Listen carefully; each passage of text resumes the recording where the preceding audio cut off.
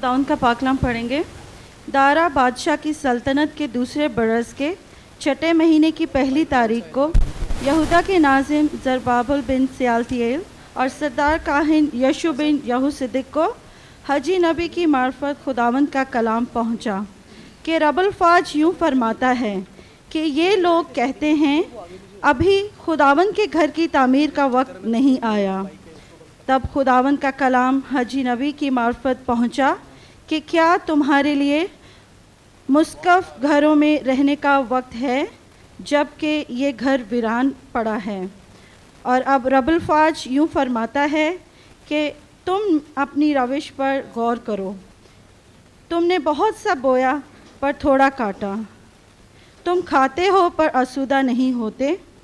तुम पीते हो पर प्यास नहीं बुझती। तुम कपड़े पहनते हो पर गर्म नहीं होते।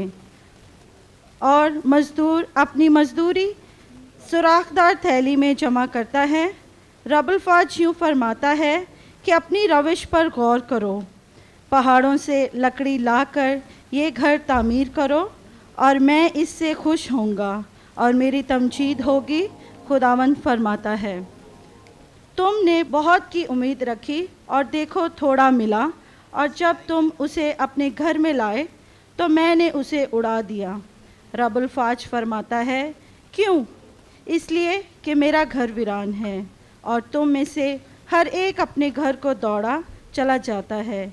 इसलिए न आसमान से ओस गिरती है और न ज़मीन अपना हासिल देती है। और मैंने खुश्क साली को तलब किया कि मुल्क और पहाड़ों पर और अनाज और नई मैं और तेल और ज़मीन की सब पैदावार पर और इंसान और हैवान पर और हाथ की सारी मेहनत पर आए। खुदावंद के पाक कलाम के पढ़े और सुने जाने पर खुदावंद की बरकत हो।